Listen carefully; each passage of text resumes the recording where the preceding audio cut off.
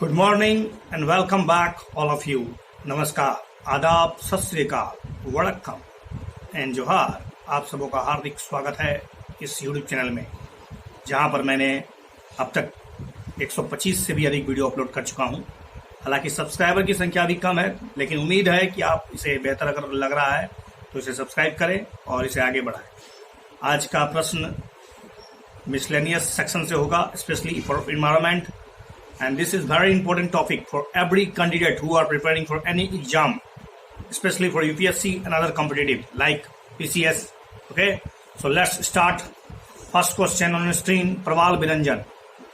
ये coral bleaching के संबंध में एक प्रश्न बनाया गया है कि कोरल ब्लीचिंग के संबंध में बताइए कि जब तापमान, पोषक और पोषक तत्व में नकारात्मक परिवर्तन होता है तो कोरल अपने ऊपर उत्तक में रहने वाले शैवाल को बाहर निकाल देते हैं, जिससे उसका रंग सफेद हो जाता है।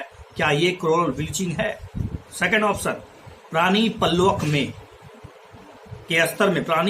के स्तर में वृद्धि होने से प्रवाल विरंजन को बढ़ावा मिलता है। तीसरा है, ठंडे जल का तापमान भी प्रवाल विरंजन का कारण बनता है। Which are the correct statement above? दिए गए तीनों के तीनों कथन बिल्कुल ही सही हैं। जी हाँ, प्रवाल विरंजन के बारे में आप जैसे जानते हैं कि प्रवाल विरंजन के बारे में national oceanic and atmospheric administration NOAA ने कहा है कि जब तापमान, प्रकाश या पोषक तत्व में नेगेटिव चेंजिंग होता है, नेगेटिव परिवर्तन होता है, नकारात्मक बदलाव आता है, तो कोरल अपने ऊपर जो निर्बल उत्तक है उसको बाहर निकाल देते हैं। उनके अंदर जो रहने वाले शैवाल है उसको बाहर निकाल देते हैं, और शैवाल के बाहर निकलते ही जिसका रंग वो सफेद पड़ जाता है, इसको कहते हैं कोरल ब्लीचिंग। प्रवाल विरंजन का मतलब कोरल का मरना नहीं है, बल्कि उन्हें कमजोर बना देना है, और इसलिए उनकी मृत्यु दर बढ़ जाती है। समुद्र जल का तापमान, यदि एक स्थिति है कि अगर उसका तापमान अगर जरूरत से ज्यादा बढ़ जाए तो विरंजन उत्पन्न हो सकता है।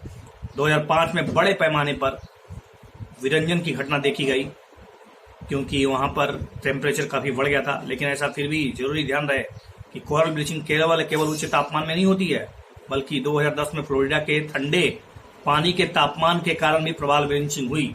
That mean you can simply से कि विरंजन के कारण और भी है, तापमान का बढ़ना, तापमान का अत्यधिक घट जाना, इसके अलावा समुद्री हीट वेव्स, आमतौर पर ग्लोबल वार्मिंग, अति मत्स्यन के परिणाम स्वरूप प्राणी पल्लवक में लगातार ऑक्सीजन की कमी हो जाती है, सौर विकिरण जो होता है उसको ठीक से नहीं मिलना, लगातार सेडिमेंट का जमाव, सेडिमेंट की वृद्धि, जो जीव आणविक संक्रमण है, लवणता में परिवर्तन, शाकनाशी होना, अत्यधिक निम्न और उच्च ज्वार, साइनाइड मत्स्यन मतलब मछली का विषाक्त हो जाना, ग्लोबल वार्मिंग तो जानते ही हैं। ये सब सभी तत्व जो है निश्चित रूप से कोरल ब्लीचिंग को बढ़ा रहे हैं। देखिए, कोरल का होना बहुत ही इंपॉर्टेंट है, क्योंकि ये समुद्री जो वर्षा वन है इसके लिए एक तरह से बेहतर इन्वायरमेंट क्रिएट करते हैं। इसकी उपस्थिति से एक बहुत ही बेहतरीन वर्षावन, एक मतलब पारिस्थितिक तंत्र निर्माण होता है। समुद्र पारिस्थितिक तंत्र का मजबूत होने के लिए कोरल का होना, और ये जो कोरल ब्लीचिंग की घटना बढ़ने से इसके लिए चिंता का विषय है। ओके, नेक्स्ट क्वेश्चन अबाउट आर्द्र भूमि के बारे में, वेटलैंड के संबंध में है। भारत में आर्द्र भूमि को पर्यावरण संरक्षण नियम अधिनियम 1986 के तहत रेगुलेट किया जाता है। और दूसरा है कि वेटलैंड इंटरनेशनल एक स्वतंत्र गैर लाभकारी वैश्विक संगठन है जो लोगों को और जैव विविधता के लिए आर्द्र भूमि और उनके संसाधनों को बनाए रखने, उनके पुनरुद्धार के लिए कार्य करता है। तो कौन सा कथन सही है? क्या वेटलैंड्स के जो आर्द्र भूमि के जो संरक्षण है वो 1986 के तहत रेगुलेट होते हैं? जी नहीं, बिल्कुल गलत है। आर्द्र भूमि वेटलैंड संरक्षण अधिनियम 2017 जो आपको wetland conservation and management act या रूल्स 2017 के तहत इसको रेगुलेट किया जाता है। सेंट्रल वेटलैंड रेगुलेटरी अथॉरिटी, ठीक है, कि जो नियम है 2010 में उसका संस्करण किया गया था, 2017 में इसको अप टू डेट किया गया, जिसमें कि राज्य स्तरीय निकायों के साथ साथ राष्ट्रीय आर्द्र भूमि समिति का गठन किया गया है, जो एक सलाहकारी निकाय के रूप में काम करेगा। नए आर्द्र भूमि की परिभाषा में कुछ वस्तुओं को हटा दिया गया है। पहले कुछ बहुत से शामिल थे, अब इनमें से जैसे back water, lagoon, creek, estuary को हटा दिया गया है। वेटलैंड इंटरनेशनल की बात करें तो वेटलैंड इंटरनेशनल एक वैश्विक संगठन है जो लोगों और जैव विविधता के लिए आर्द्र भूमि और उसके जो संसाधन है उसका रखरखाव करना, उसका पुनरुद्धार करना, लगातार उसके लिए कार्य करते रहता है। यह एक स्वतंत्र गैर लाभकारी वैश्विक संगठन जिसे विश्व भर में सरकार और गैर सरकारी संगठन के द्वारा मतलब लगातार समर्थन मिलते रहता है। नेक्स्ट क्वेश्चन है अबाउट पीटलैंड के संबंध में। पीटलैंड क्या होता है, इससे संबंध में आप समझिए।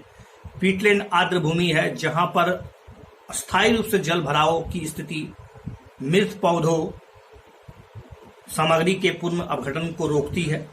दूसरा है कि पीटलैंड अत्यधिक स्पेस इफेक्टिव कार्बन स्टॉक है और दुनिया के पूरे वन बायोमास की तुलना में अधिक कार्बन को स्टोर करता है। पीटलैंड केवल उष्णकटिबंधीय जलवायु में ही निर्मित होता है। Which are the correct statement. Peatland के बारे में आप जानते होंगे, पीटलैंड दुनिया के विभिन्न हिस्सों में मिलता है। ये केवल और केवल उष्णकटिबंध में नहीं, शीतोष्ण कटिबंध हो, चाहे उपोष्ण कटिबंध हो, शीतोष्ण कटिबंध हो, या फिर ठंडी जो ध्रुवीय क्षेत्र है वहां पर भी मिलने की संभावना है। इसलिए तीसरा स्टेटमेंट बिल्कुल ही इनकरेक्ट है। पीटलैंड बिल्कुल ही आर्द्र भूमि होता है, जल भराव की स्थिति हो जाती है। आंशिक रूप से वहां पर जो हजारों वर्षों से जो पेड़ पौधे हैं उनका विघटन होने लगता है, जिसके कारण एक तरह से उसका परत जमने लगता है और पीटलैंड का निर्माण हो जाता है। पीटलैंड में लगातार गिरावट हो रही है। ये कार्बन सिंक के रूप में कार्बन सिंक का मतलब होता है कार्बन को स्टोर करने का बहुत ही बेहतरीन मतलब एक माध्यम। वैश्विक जलवायु को रेगुलेट करने के लिए इनकी अहम भूमिका है।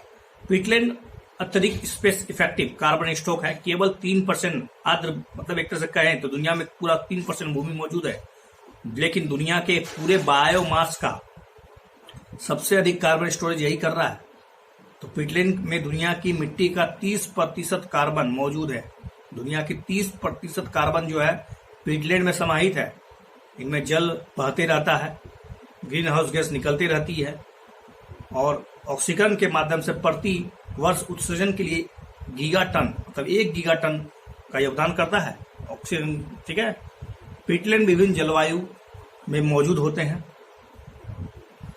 उष्णकटिबंधीय जलवायु मैंग्रोव के रूप में होते हैं। आर्कटिक क्षेत्रों में पीटलैंड पर मॉस का जमाव होता है। कुछ मैंग्रोव प्रजातियों को उनके तहत पीटलैंड मिट्टी विकसित करने के लिए जाना जाता है। इसके अलावा जलवायु का शमन करना हो, पीटलैंड पुरातत्व के निर्माण में महत्वपूर्ण भूमिका निभाते हैं, क्योंकि वे अपने अम्लीय और जल प्रवेश की स्थिति में लंबे समय तक बने रहना, पराग, बीज और मानव अवशेष को बनाए रखना। कई देशों में प्राचीन पीटलैंड जो है वो मनोरंजन गतिविधियों के लिए भी जाना जाता है। चारागाह के रूप में आजीविका का साधन भी है पीटलैंड्स। नेक्स्ट है कि किसी भी पोषण स्तर में आपको कार्बनिक विषाक्त पदार्थों की उच्चतम सांद्रता मिलने की संभावना है जो समुद्री जल स्तर में पाए जाते हैं, जिसमें जलीय जानवर निवास करते हैं। बताइए इनमें से किसमें सबसे ज्यादा किस ट्रॉपिक लेवल में सबसे ज्यादा विषाक्त मतलब पॉइजनस पदार्थ एक ट्रॉपिक लेवल से दूसरे ट्रॉपिक में प्रवेश करेगा, लेकिन जलीय मीडियम में। तो जी हाँ, इसका सही जवाब होगा, बताइए, जलीय पौधा, निम्न पोषण स्तर पर स्थित छोटी मछलियां, समुद्री भोजन का सेवन करने वाले मनुष्य, या उच्च पोषण स्तर पर स्थित बड़ी मछलियां। Which are the correct statement. तो मेरे ख्याल से आपको पता होगा कि अधिकांश जो कार्बनिक विषाक्त पदार्थ होते हैं वो जल में अघुलनशील होते हैं। दूसरी बात कि ये नॉन बायोडिग्रेडेबल होते हैं, मतलब इसका अपघटन नहीं होता है, जिसके कारण ये उच्च दीर्घस्थायी विषाक्त पदार्थ बन जाते हैं और इसलिए खाद्य श्रृंखला के माध्यम से निम्न पोषण स्तर से होते हुए उच्च पोषण स्तर में प्रवेश कर जाते हैं। और सबसे उच्च पोषण स्तर में आपको पता होगा समुद्री भोजन का जो सेवन करने वाले लोग मनुष्य हैं वो सबसे उच्च ट्रॉपिक लेवल में बैठे हुए हैं, इसलिए उनके शरीर में सबसे ज्यादा विषाक्त पदार्थों होने की संभावना रहेगी।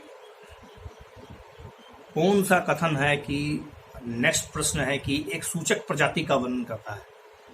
यह एक ऐसी प्रजाति है जिसकी उपस्थिति या अनुपस्थिति या बहुतायात एक विशिष्ट पर्यावरण स्थिति को दर्शाती है।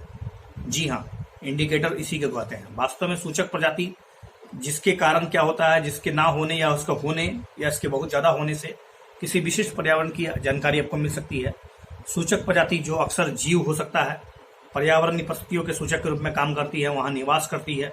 जैसे लाइकेन का उदाहरण ले लीजिए, तो लाइकेन जो है वायु की गुणवत्ता के बारे में, क्योंकि उसकी उपस्थिति ज्यादा से ज्यादा अगर उसकी उपस्थिति होगी तो इसका मतलब है कि वहां का आसपास का वातावरण जो है वो शुद्ध है, स्पष्ट है, साफ सुथरा है। ठीक है।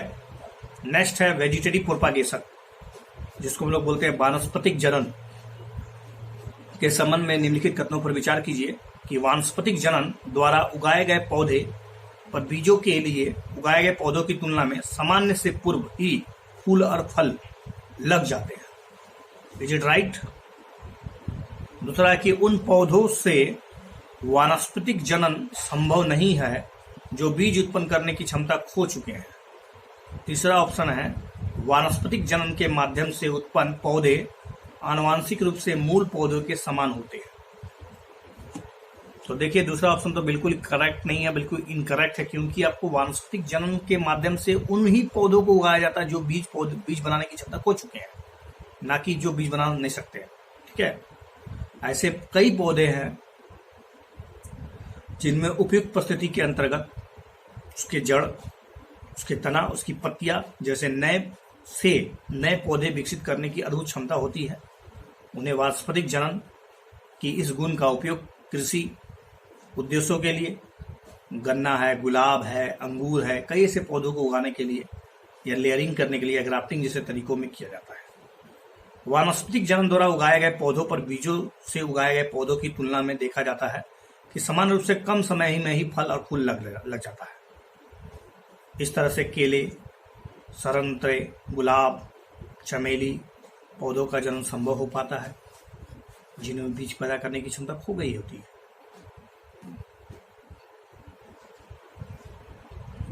इसके अलावा आपको बता देना चाहता हूं कि वानस्पतिक जनन का एक और लाभ है कि उत्पादित सभी पौधे आनुवांशिक रूप से मूल पौधे के समान होते हैं, जिनमें सभी गुण एक जैसे होते हैं। Okay, thanks for watching this video. Once again, I would say if you love this video, please share and subscribe my channels.